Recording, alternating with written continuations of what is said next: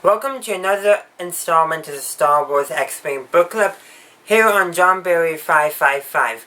I'm John Berry, and for this 7th installment of the book club, we are covering chapters 14, 15, and 16. Before we get too far, I do want to say I do have a sore in my mouth that is making it a little more difficult for me to enunciate all my words to the best of my abilities. So that could be affecting how I'm sounding. It's kind of like when someone has a cold. Things don't sound quite the same. This is affecting it. I accidentally bit on my lip and yeah. It was minor, but then I was chewing on a pen. Too much information. But I just have a sore and it's making it hard to speak. But let's actually get into the chapters. So chapter 14, of course, picks up with a viewpoint of Cohen Horn. Oh, I also want to apologize for missing last week. I was busy and didn't get a chance to read or record. That's why the video is coming out this week. So that I interjected that, let's actually get into it. So as I said earlier, chapter 14 is from the point of view of Cohen Horn once again. And right off the bat, one thing I would like to make note of is that Cohen did not like the idea of leaving either his X-Wing or his astromech droid Whistler alone in the emptiness of space. So instead of basically transferring to another ship, he opted just to ride in the X-Wing that had basically just life support and limited comms, but he had all the power go to life support, so he had no comms, and so he was basically alone in his ship board for the rest of the journey. And I should recap that in the previous chapter they had engaged in a dogfight with some Imperial forces, and Cohen's X-Wing got hit and it was rendered inoperable for the most part. You can check out the last video to find out more. In fact, if you haven't seen it yet, I encourage you to actually start this series back from the beginning. The playlist will be in the cards and at the end of the screen. So, that of course is established. But on the next page in chapter 14, we actually get some discussions of gravity. So basically, Cohen Horn makes the assumption that maybe the gravity on the planet is heavier than he had expected. More gravity, not necessarily heavier gravity, but more gravity would make you feel heavier.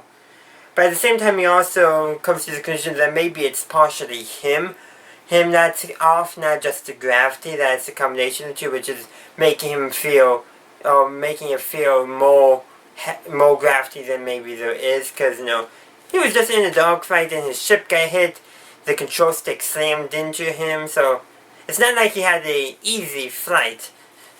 But yeah, I just kind of wanted to point that out, and that does establish that there is different gravities on different worlds in Star Wars.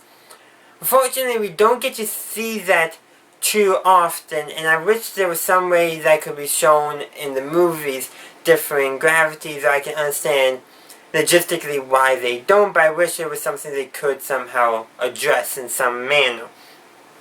And I know I'm saying the movies when these books are legends, and this book specifically is a legends book and not a canon book, but still, it's something I wish would be addressed in the canon. But yeah, so there's that, and then we introduced to the freighter that the Imperials actually that were attacking when Rogue Squadron had come out of hyperspace in the previous chapter.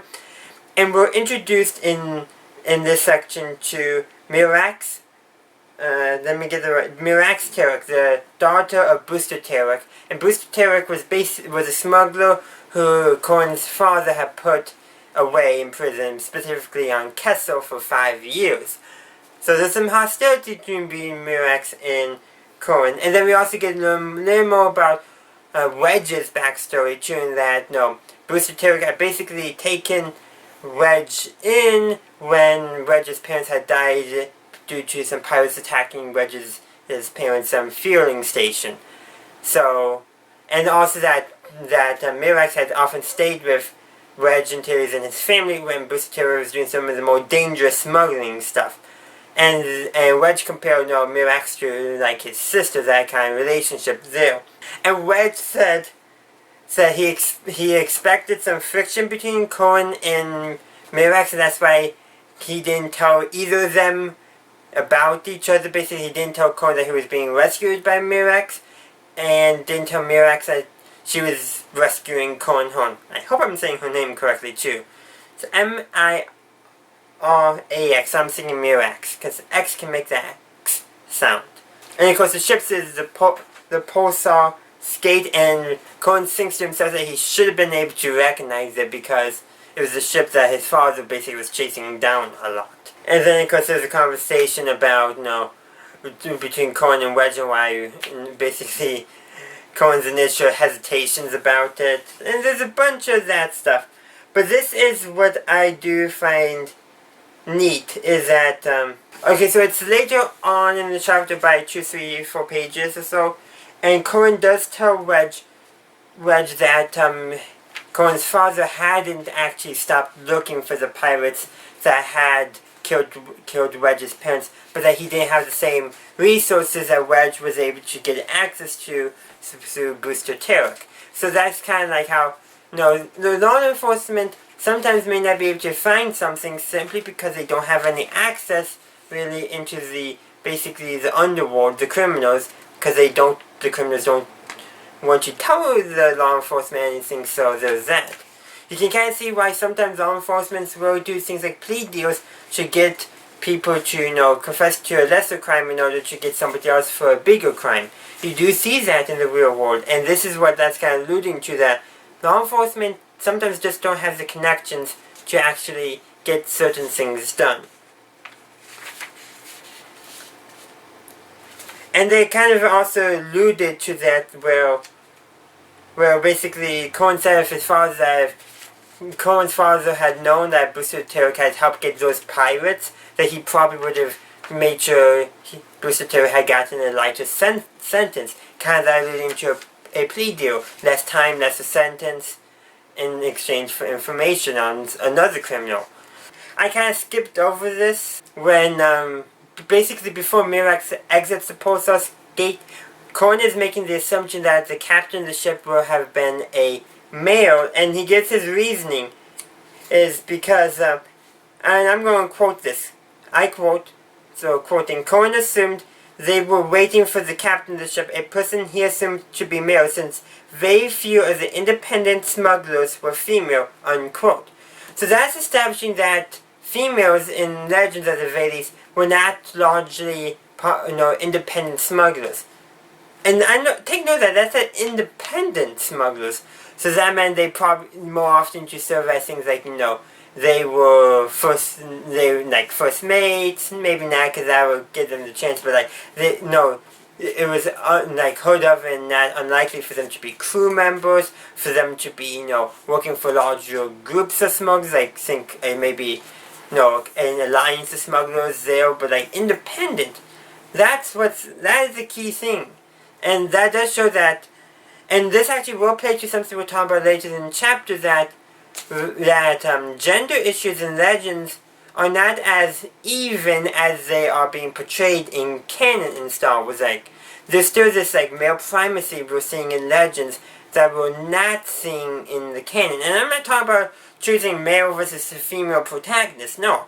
I'm talking about how with background characters, they're establishing that, hey, there are female stormtroopers, there are female captains of Imperial Star Destroyers, female rebel soldiers, female rebel captains for their ships. Established, things are more even than the movies portray. And granted, the movies portray the heroes and who the heroes interacted with, and there's going to be some reflection of the times they were made, of course. But that is something of interest here, that how they've introduced this idea that there are assumptions on professions based off of gender. Granted, and then established that Mirax is the daughter of a pretty famous smuggler, so what does that say? I'll let you make your own conclusions on that, but I'm asking you that question. What does that say? But also, Cohen describes Mirax as basically beautiful, and then he finds out who she is and basically is mad at her instantly because of who she is. More specifically, who she is the daughter of. So that is actually something interesting too, to take note of. And I mean, take note of that. and how Wedge also suspected that there might be friction between them, but at the same time, he made sure Cohen knew that Wedge and Mirak's relationship was more like siblings. Take note of that because it will be coming up, maybe not in this book, but in later books, because Mirax will be playing a major part in other stories as well in the series. So I just want you to take note of this stuff and think about what's been revealed in this chapter regarding the character. And then, of course, there's a conversation between, Wedge and Cohen Horn again, but this time it's about Cohen's ship and how it needs new parts, and basically Wedge gets rid of M-Tray bugging him by getting him to M-Tray, the protocol droid, to bug Cohen instead. And Cohen knew exactly what Wedge was doing, so it was no surprise. So what I was saying by M-Tray, it's only loosely talked about here, but it's like clearly that Wedge is on page 149 in the paperback copy I have. That's where M-Tray is introduced in this chapter and established. Basically, we see Cohen's first attempt to get rid of M-Tray. No, not Wedge's first attempt. I think I said Cohen there. But, yeah. So basically, there's that, and there's kind of some banter about how basically nobody in Rogue Squadron is really that friendly about M-Tray. They're easily annoyed by him. Seems like that's a common pattern among protocol droids in Star Wars. Basically, Cohen makes note that Tycho did not fire on the TIE interceptors in the previous chapter, but just was able to get a lock on them, and he was able to, thus he himself, because of links and all that, communication links, was able to score the shots. So Wedge basically tells Cohen that the shuttle that Tycho was flying, the Forbidden, have been modified and with basically a full sensor package for basically being an assault shuttle, but didn't carry any weapons at all. That includes lasers. And Cohen also makes note of how the Alliance security and that Tycho was flying a Z95 Headhunter without fully powered weapons. And basically, he tells Wedge that he's noticed this and wonders what's going on. And then Wedge asks him, the very first thing Wedge asks him in reply is, have you told anyone? Have you told anyone? And then, of course, Cohen says, no, and then Wedge interjects, basically saying he first establishes that he has the utmost trust and confidence in Tycho, which makes sense, and no reservations about him at all. And he wants to clear that up with Cohen first, which Cohen accepts readily. And then the second thing is that that he says that this matter with Tycho is a private matter concerning Tycho Chochu alone, and that Tycho has agreed to have these limitations put upon him. That's something we already known as the audience from an earlier chapter, but here Cohen is finding out about it even though he doesn't know the full details. And then of course Wedge doesn't want this thing to be a distraction to the squadron as a whole. And of course Cohen's response to himself is like, and it won't be distracting me. And then of course, so he asks Wedge, does that mean he basically asks whether or not he's allowed to ask Tycho about this. And Wedge basically responded that as a law enforcement officer, suspicion comes easily to Cohen. But he doesn't directly order him not to ask Tycho, but he doesn't necessarily give Wedge permission to ask Tycho, which is understandable. It kind of gives like a very bland response, if you will. Says a lot, but doesn't. But this is probably what he really used what he's trying to use, that you trusted Tycho enough to help you shoot down those two interceptors, so you should be able to trust him all the way, basically. And then Cohen, of course, says, I see your point, but he still wants to know, is he being ordered not to ask Tycho? So he's still kind of like, the idea that he's making sure Wedge is not ordering him not to ask. So basically, if he does ask, he won't be getting in trouble. And as such, and that way, if he does ask and nothing comes of it, well, he knows he can trust Tycho with his life at the very least, because of what Wedge said ahead. And then there's a bunch of other things, they're more with M3 and all that. But there's one specific part, besides the fact that, as I said earlier, Wedge basically wants to get M3 out of his hair, and so he pawned him off on Cohen, basically.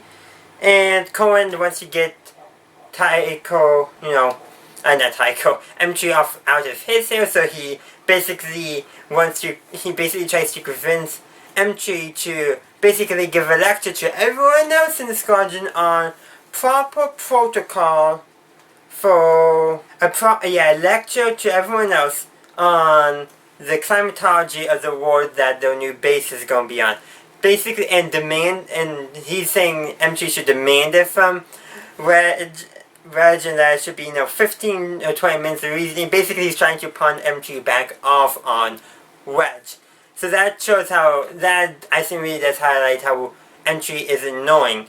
Though Wedge also describes M3 as not the most annoying protocol droid, which I wonder who that could be. I don't know. I honestly don't know. But there's a scene on 156 in my copy where Cohen says something and the droid freezes in place. In fact, the line that Cohen says before is, and I quote, "Regulations have their place, but not when they hurt. Can't you scrounge the part of something?" Unquote. And so when that happens, the droid M3 freezes, his eyes flash, and bunch of other stuff go on, and he's like silent for a few moments. And then he basically does a reboot of form, and then he's like slightly different than he was before, and Cohen points that out. I actually remember what is causing this, but I won't reveal it to you, but I did read the quote where that triggered this response, because it was a triggered response. I will reveal that to you, but to find out more, I encourage you to look into it. But that line I quote, I do want you to take note of that, because that's where the hint is of what's coming, and we'll find out more about that later. And the Cohen also thinks that M3 after this winks at him by flashing, doing a flash in his equivalent of eyes, the droid equivalent of eyes. And that's pretty much where the chapter ends. There's a few other stuff, but in chapter 15, we go back to the point of view of Quentin Law. And there's, of course, he's a couple conversations, but it's talking about how that there's a point in here where it's talking about the Navy's the Navy's NHM, the Imperial Navy's NHM track, or non-human track. So, man is important. Basically, he's talking about how the Empire has a bias against aliens and women, which we're not seeing in the new canon. It's human bias in canon, not human male bias in canon. Which I think is actually something of interesting to note. There's that change. But at the same time, in here, it's clearly being, shown as not the best policy, because after the Emperor's death and the need for competent officers, merit is being shown to be of more importance, and therefore that means more, especially women, are getting promoted to basically positions that suit their skills and abilities on merit because of the need of competence. How the Empire is changing. And that is something different from canon than in Legends, that the role of women in the Empire. Because in canon, it's pretty egalitarian, gender equality is a thing in Star Wars canon for the most part. No, it's mostly merit-based systems of putting people well. But in Legends, the Empire not only is, basically not liking aliens, having an alien bias and discrimination is the hallmark of the Empire, but also the same thing goes for gender, with women facing the same treatment or not as badly as aliens do. And I think that was to show a much sharper contrast between the Empire and the Rebels. I think that's why, in here, those things are being shown to us, the audience, to highlight an even bigger contrast between the two groups. But at the same time, it's also showing that the Empire is realizing they can't keep their discriminatory actions up if they want to actually have a chance of winning. They have to change their ways. The Thrawn's also mentioned in the book, but he's referred to as Colonel Thrawn rather than Grand Admiral or Admiral Thrawn. Granted, that could be because in Legends, Thrawn was treated very differently than he was in canon. Now, his promotion to Grand Admiral was actually kept a secret for a while before it was revealed. So, probably it's talking about here when there's Captain, what's her name, Devia? No, not Devia. No, not Devia. That's the Admiral that Captain Ilio is the subordinate to. Got that correct. So the captain, I can't say her name, but yeah. And like, talk about how she's a competent officer who serves under Thrawn. I think that was pointing because we already know about Thrawn. And this is highlighting how basically Thrawn may be still grooming good officers. That's what I'm saying is alluding to, because we see that in canon a lot. Thrawn grooming officers into their best selves. We're seeing that a lot. So this might have been, things like this could have been an inspiration where Thrawn really wanted the best of his people in Legends. No, he wanted the most skilled. So that's probably what this is alluding to, that Thrawn, recognizes skills. I know, but it's also mentioned that Thrawn is an alien. That could be why it's referred to him as a Kona. Who knows, but I just wanted to point that out, and I'll let you guys get some thoughts on that if you wish.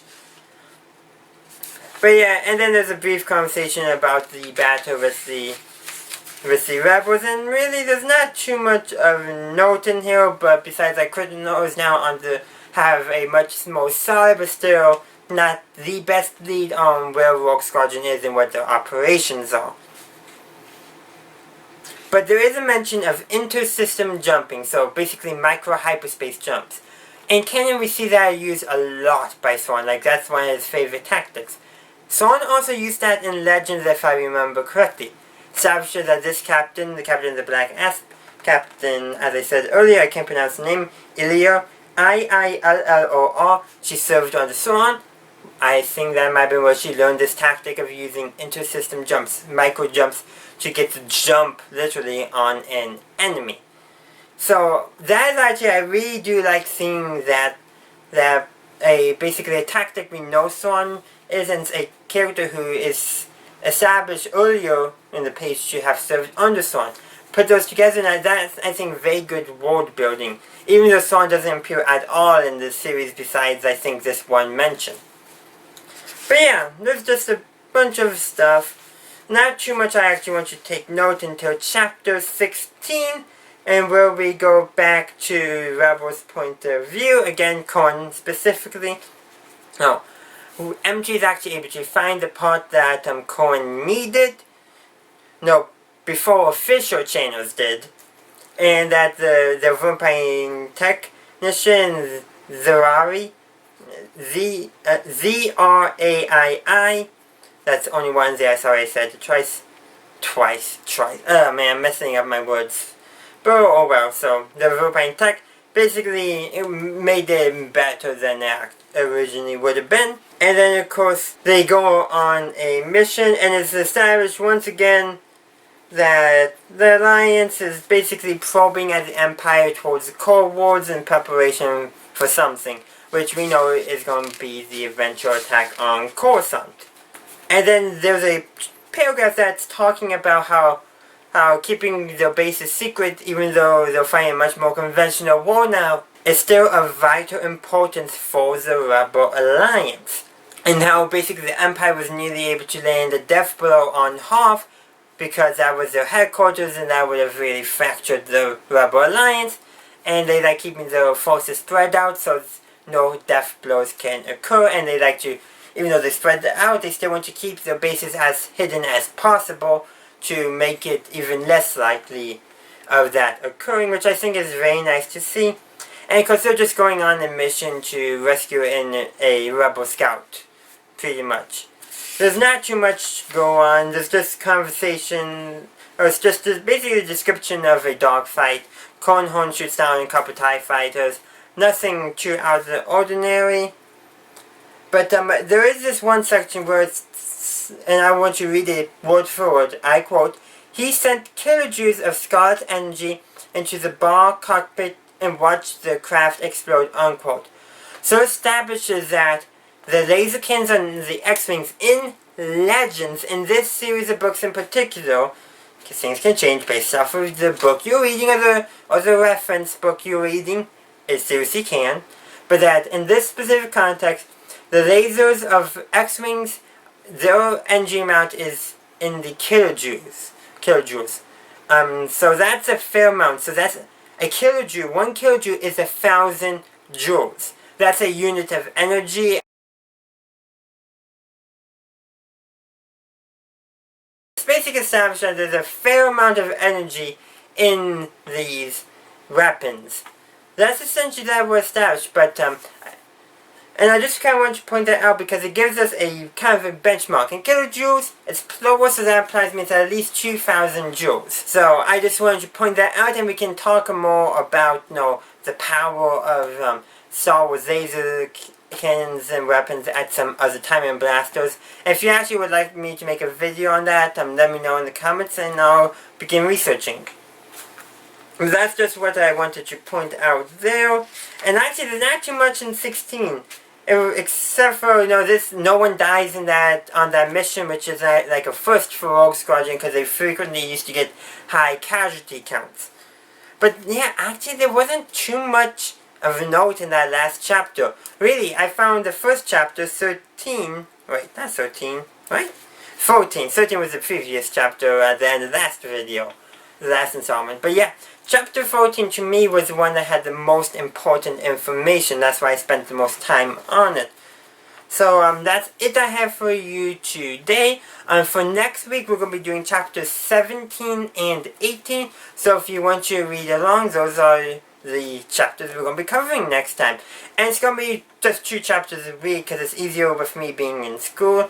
And in the case of I have too much schoolwork, because I do have a lot of reading this semester. I'm taking mostly courses designed specifically. These are upper level history courses, upper level political science courses. So they're going to take time, and also got speech communication. You probably didn't hear me say yay, but it was just sarcastic yay. But I probably would find it beneficial. Let's be real.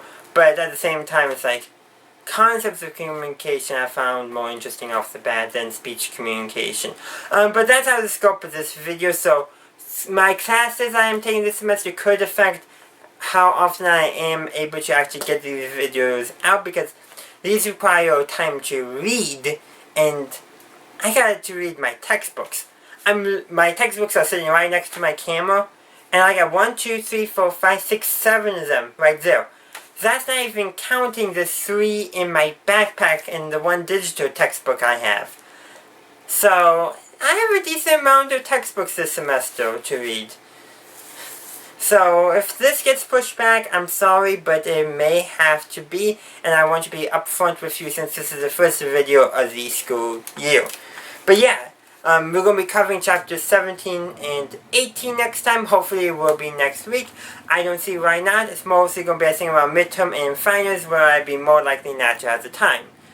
But just wanted to let you know that, to be, warn you in advance. And I'll try, if I have to cancel, to post it on YouTube in the community posts, which I do have access to. I don't use them too often, but I probably will post it there, and also on my Twitter and my Discord server, both of which are linked in the description, along with my Patreon account. So if you want to help support me, there's that. Same goes for my merch store as well, and a bunch of other links, like for my website and Facebook page. All those are down there, so you can go check them out if you want to interact with me beyond the YouTube comment section, which I would love to hear your thoughts on this book and what we've been doing so far in the book club. But that's it I have for you today. I would like to thank you for tuning in, and I hope you will join me next week. And if you actually want to make sure you get notified of the next book club, please make sure you ring the bell, because that's the only way YouTube actually knows you want to be notified of a video from my channel is when you ring that bell once you've, of course, subscribed by hitting the subscription button next to the bell. And as always, have a good day, a good night, wherever you are. May the Force be with you, always.